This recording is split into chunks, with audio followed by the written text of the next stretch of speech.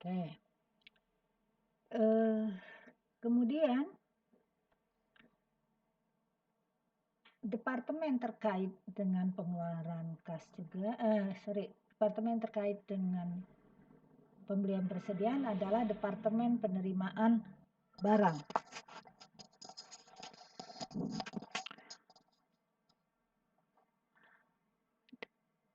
Bagian departemen penerimaan barang, ya, itu melakukan rekonsiliasi antara fisik barang dengan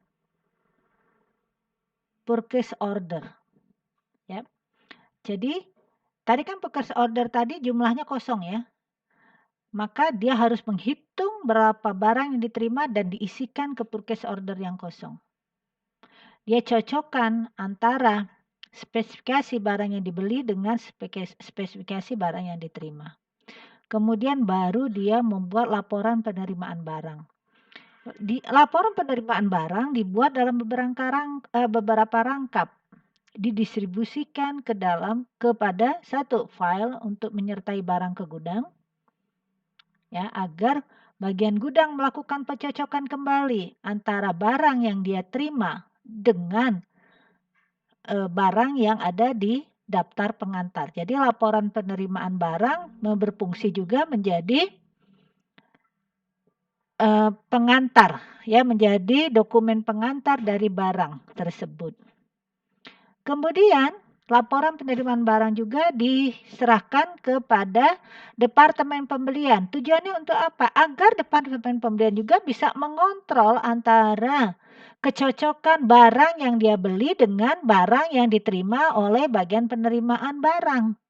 Sehingga bila terjadi selisih atau kualitas yang tidak sesuai dengan yang dia beli, dia bisa melakukan cross check. Dia mengetahui dan bisa melakukan proses kepada suppliernya. Kemudian laporan penerimaan barang diserahkan juga ke bagian pengendalian persediaan. Untuk apa? Agar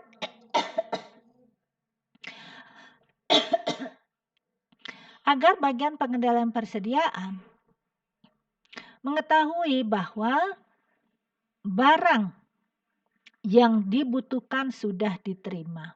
Oh iya ya, tadi Ibu sampaikan, Ibu lupa tadi terlewat. Bagian pembelian juga menerima laporan penerimaan barang gunanya untuk meng-close, ya, purchase order yang dikirim. Karena purchase order itu selama belum menerima penerimaan barang dalam keadaan terbuka. Maka setelah barang diterima dia di-close, ya, tanda bahwa purchase order tersebut sudah diselesaikan. Kemudian laporan penerimaan barang juga diserahkan ke bagian utang usaha. Bagian usaha mencocokkan antara purchase order yang diterimanya dari bagian pembelian dengan barang yang diterima oleh bagian penerimaan barang. Gunanya untuk apa? Untuk meyakinkan bahwa barang yang dibayar, ya, uang yang dibayar, ya, jadi uang yang dibayar adalah untuk barang yang dibeli. Sejumlah barang yang dibeli dengan kualitas barang yang dibeli. Seperti itu. Secara penjualan tadi, proses pembelian tadi itu bisa kita dokumentasikan di dalam dokumentasi seperti ini, ya. Siklus pembelian barang dan sekaligus jadi siklus pengeluaran kas. Expenditure cycle dengan sistem komputerisasi kita dapat gambarkan seperti ini. Pertama, ada beberapa subsistem. Jadi siklus pengeluaran ini kan merupakan sebuah sistem. Di dalamnya ada beberapa subsistem. Kita lihat ada subsistem pengeluaran kas, ada subsistem pendapatan, ada subsistem produksi, ada subsistem buku besar dan pelaporan. Masing-masing subsistem tadi membentuk suatu sistem yang namanya siklus pengeluaran kas. Ya, masing-masing subsistem terkoneksi satu sama lain, ya, terkoneksi satu sama lain. Kita lihat contohnya. Pada saat bagian produksi mempunyai kebutuhan bahan baku, dia masukin ke dalam siklus pengeluaran kas. Tadi diketahui oleh bagian pengendalian persediaan, ya. Kemudian dilakukanlah order ke pemasok. Pemasok mengirimkan barang beserta faktur. Datanya masuk lagi ke siklus pengeluaran kas. Ya, barang tadi masuk ke siklus produksi atau siklus pendapatan untuk penjualan barang. Ya, kemudian masuk juga ke siklus buku besar dan pelaporan untuk menghitung biaya. Ya, kemudian dibayar. Ketika dibayar, masuk ke pemasok, masuk lagi dia ke dalam siklus pengeluaran kas. Itu seperti itu. Pengendalian siklus pengeluaran. Apa yang harus dilakukan agar siklus pengeluaran tadi terkendali? Pertama, otorisasi transaksi. Bagian pengendalian persediaan harus tadi dapat memonitor secara terus-menerus terkait dengan persediaan. Kapan persediaan harus dibeli? Berapa jumlahnya? Apa yang harus dibeli? Bagaimana kualitasnya? Itu merupakan tugas bagian pengendalian persediaan. Kalau dia sistemnya komputerized, maka komputer, aplikasi secara otomatis memberi warning ke bagian pengendalian dan mengotorisasi pembelian. Karena kalau belum sampai kepada ROP atau titik reorder point, maka nggak bisa dilakukan pembelian. Jadi sudah terkontrol secara otomatis. Ya. Bagaimana cara mengotorisasinya? Tergantung kepada kebijakan perusahaan itu. Apakah ketika purchase order di approval itu dianggap sebagai otorisasi, atau pada saat secara otomatis sistem memberikan akses untuk lakukan permintaan pembelian, itu dianggap otorisasi, boleh-boleh saja. Ya. Kemudian karena pembelian terkait dengan pengeluaran kas, maka biasanya sebelum dilakukan order, maka ditanya dulu ke bagian utang, ada nggak uangnya untuk bayar? Ya, ada nggak utangnya? Ada nggak uangnya? Maka pembelian itu membutuhkan otorisasi pengeluaran kas oleh bagian utang. Kemudian adanya pemisahan pengerjaan, yaitu harus dipisahkan antara bagian pencatatan dengan bagian fisik. Harus dipisahkan antara bagian pengendalian persediaan dengan bagian gudang. Dipisahkan antara bagian buku besar, utang usaha dan dengan pengeluaran kas. Pertanyaannya, kalau perusahaan itu kecil, orangnya 3L, lu lagi. Gimana? Sebenarnya pengawasan itu dibutuhkan ketika si pemilik tidak bisa lagi mengawasi jalannya operasional secara individu. Jadi si pemilik itu udah nggak bisa dia sendiri ngawasin, maka dia butuh bantuan orang lain untuk mengawasinya. Ya, seperti itu. Kalau orangnya cuma 2, gimana? Misalnya kayak minimarket. Ya, biasanya cuma ada 1 kepala toko dan 1 kasir. Gimana? Ya, yang memeriksa pekerjaan si kasir dan si kasir adalah kepala toko. Kerjaan kepala toko diawasi oleh kantor cabangnya atau atasan yang lebih tinggi lagi. Ya. Kemudian aktivitas pengendalian internal berikutnya adalah supervisi. harus ada inspeksi aktiva di gudang dan inspeksi aktiva di kasir. Inspeksi aktiva di gudang itu adalah fisik persediaan. Tidak boleh bagian gudang yang memeriksa gudang sendiri. Nggak boleh. Harus ada pihak independen yang memeriksa. Kalau gudang meriksa sendiri, dia bilang barangnya 10, dia bilang 11, bisa aja. Atau barangnya 10, dia bilang 8 ya. Oleh karena itu harus ada orang yang independen. Inspeksi aktiva di kasir yang ngitung uang. Ya, makanya kalau kita lihat di minimarket, pada akhir dinas itu, kan mereka gulung-gulung ya. Gulung-gulung itu kan sebenarnya catatan penjualan.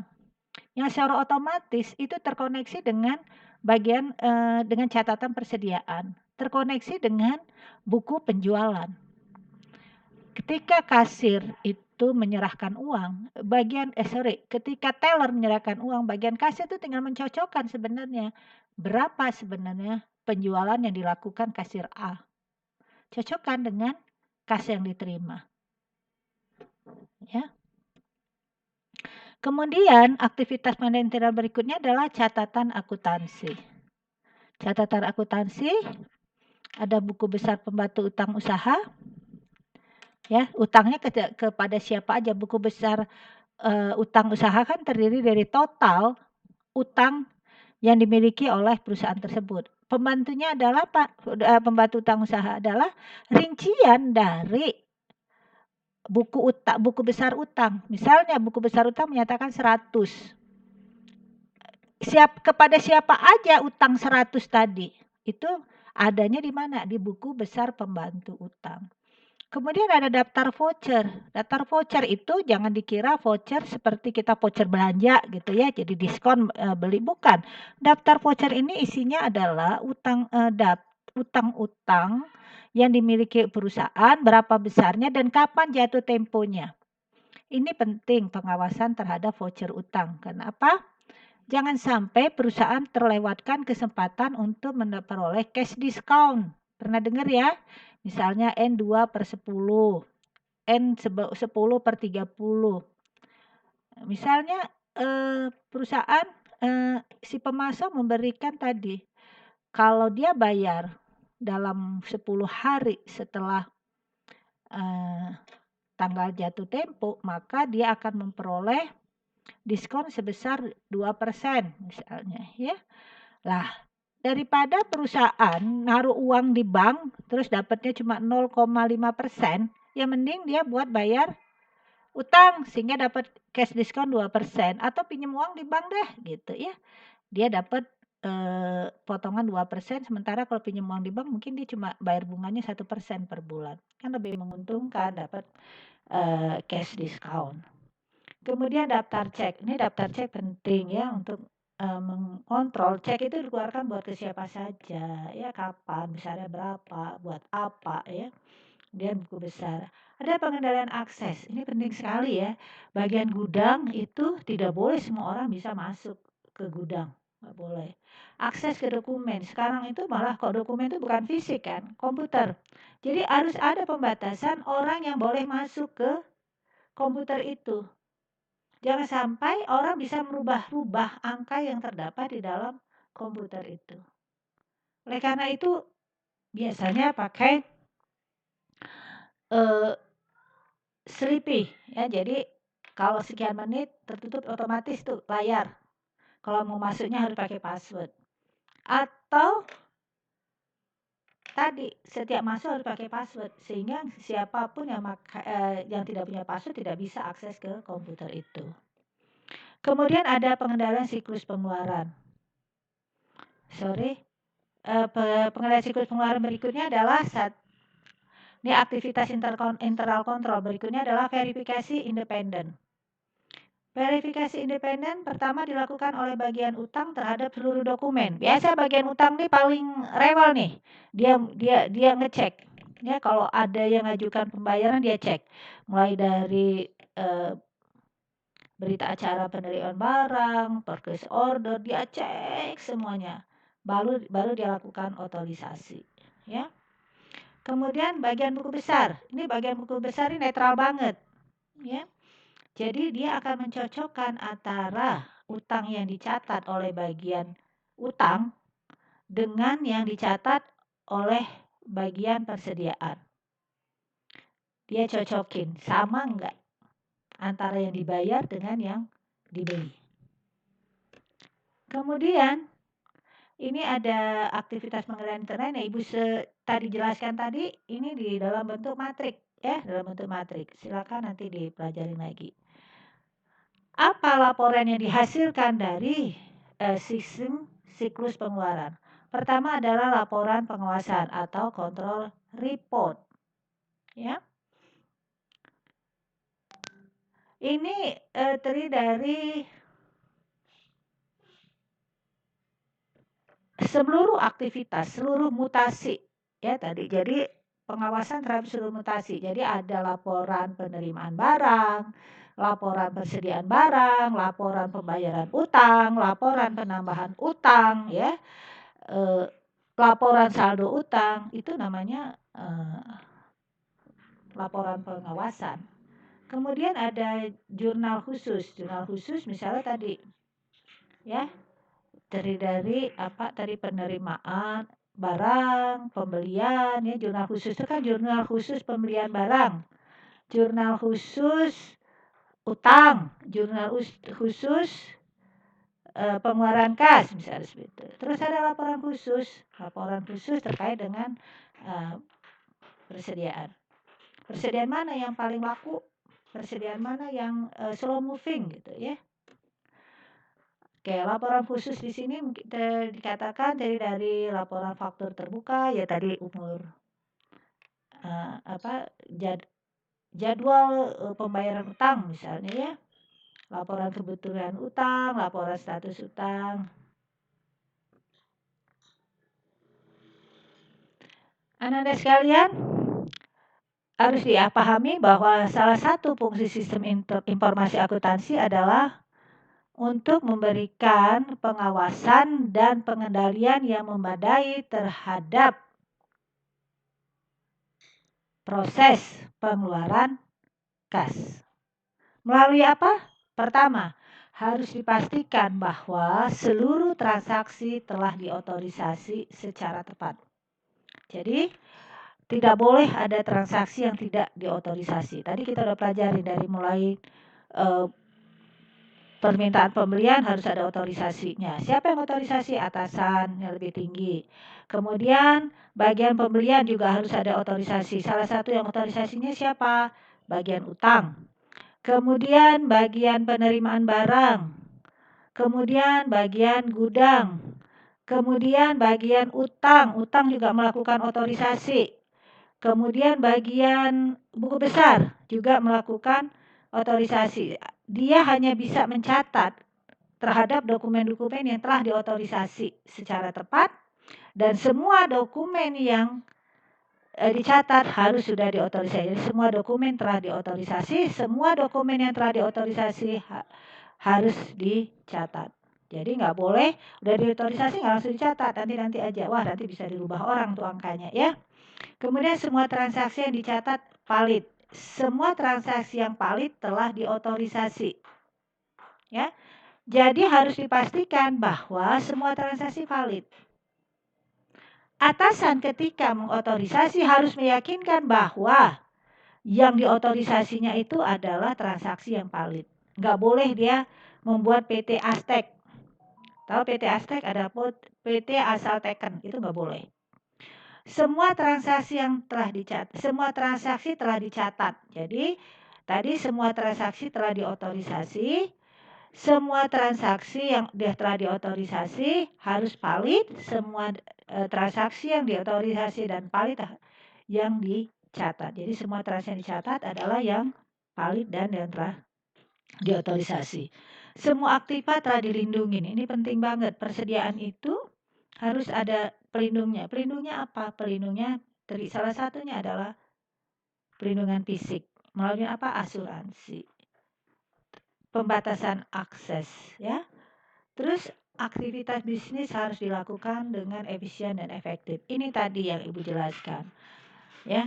Bagaimana Bu itu kalau semua orang dipisah-pisah, misalnya pemisahan fungsi antara bagian pembelian, bagian persediaan, semuanya dipisah-pisah, Mbak. Itu apakah kalau perusahaannya kecil bagaimana? Ya tadi, kalau sebuah sistem diterapkan menyebabkan biayanya yang meningkat lebih dari seandainya tidak ada sistem, terjadi kecurangan. Jadi biaya lebih besar menerapkan sistem dibandingkan dengan manfaat, atau biaya dikeluarkan perusahaan untuk menerapkan sistem lebih banyak dari biaya yang diperoleh dari pencegahan terjadi penyimpangan, maka dikatakan bahwa sistem itu tidak efisien.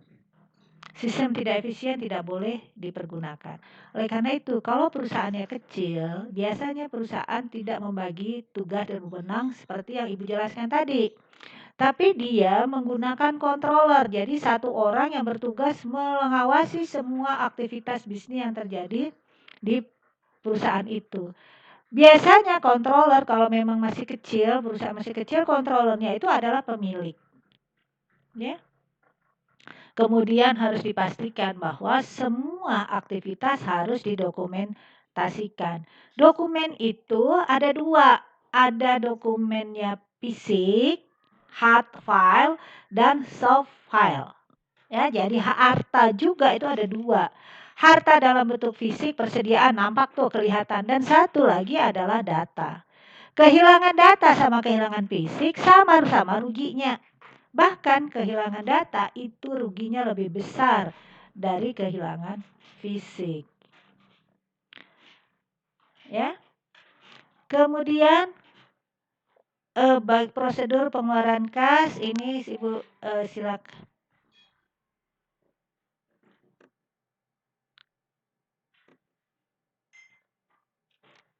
Ini ada gambar proses permintaan pembelian sampai penerimaan barang yang udah Ibu jelaskan tadi. Kemudian ada tabel-tabelnya yang perlu disiapkan. Ini ada proses pembayaran. Jadi proses pembayaran itu dimulai dari diterimanya faktur atau tagihan dari pemasok. Kemudian faktur dikirim ke bagian utang.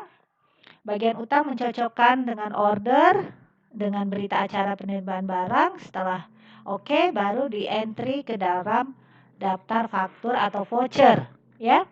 Kemudian dia memilih faktur yang akan dibayar. Biasanya kalau ada sistem computerized, ada sistem warning yang memberikan warning kepada bagian utang mana-mana aja faktur yang sudah jatuh tempo. Kemudian menyetujui pembayaran, menyiapkan cek, menandatangani cek, terus melakukan pembayaran. Bu, kok ini bagian utangnya kerjanya itu mulai dari menerima faktur sampai nyiapkan cek. Betul, dia ngerjakan sendiri, tapi harus dilihat tuh ada controller yang mengawasi pekerjaan dia, sehingga bisa menutupin tadi, karena kan harusnya ada pembagian tugas, tetapi ini ditugaskan oleh satu bagian, tapi ada controller yang memeriksa hasil pekerjaannya, sehingga tadi risikonya dapat terminimalisir. Ada risiko proses pembelian. Pertama adalah risiko proses order pembelian, itu catatan persediaan tidak akurat, pembelian item yang tidak diperlukan, markup harga, membeli barang kualitas lebih rendah, pemasok tidak dapat diandalkan, membeli dari pemasok yang tidak terdaftar, itu suap. Wah, ini mah sering banget.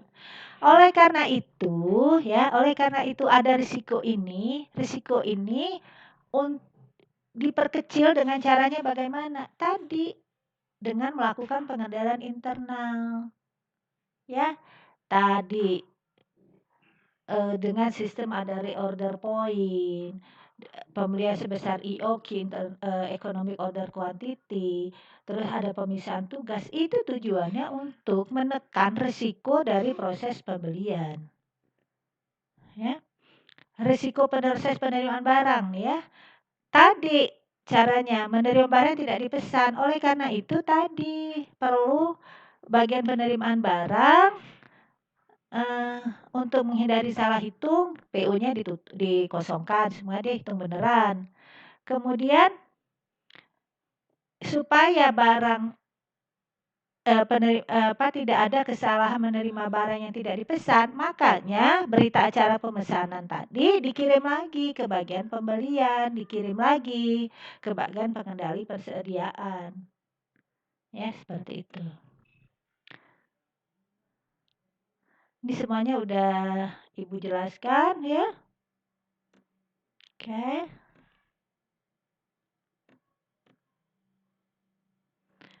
Oke, tadi ada sistem pengeluaran kasnya ada 2, tadi Bu katakan ada sistem manual dengan ada sistem otomatis, ya. Keunggulan sistem otomatis adalah jeda waktu yang tidak ada. Jadi gitu dilakukan pencatatan persediaan gitu nerima barang langsung bisa dicatat sebagai penerimaan persediaan. Nggak ada waktu sehingga tidak ada selisih. Kemudian karena pembelian dilakukan secara otomatis, maka tidak ada kemungkinan terjadinya misal nih, pembelian itu terlewat tidak dibeli, nggak bisa, karena ada sistem warningnya. Kemudian nggak ada sistem kertas sehingga tidak menumpuk dokumen yang fisik gitu sehingga pada penuh lemari penuh ya. Ruangan itu kan jadi mahal, itu keunggulannya. Terus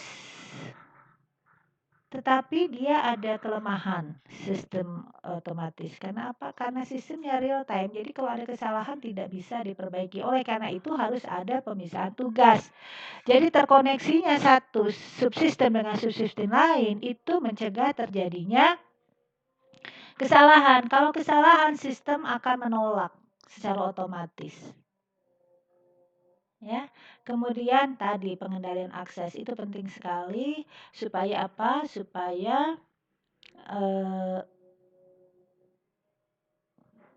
tidak terjadi perubahan ya, pengubahan angka-angka ya seperti itu. Sistem real time ini sebenarnya tadi memang kelemahannya adalah kalau salah nggak bisa diperbaiki. Tadi, oleh karena itu memang integrasi antara subsistem satu dengan subsistem lain itu yang harus kuat sehingga saling cross check antara subsistem itu dapat dilakukan dengan baik sehingga kalau salah langsung ketahuan. Oke, itu yang Ibu jelaskan. Silakan bertanya kalau ada hal-hal yang tidak bisa dipahami.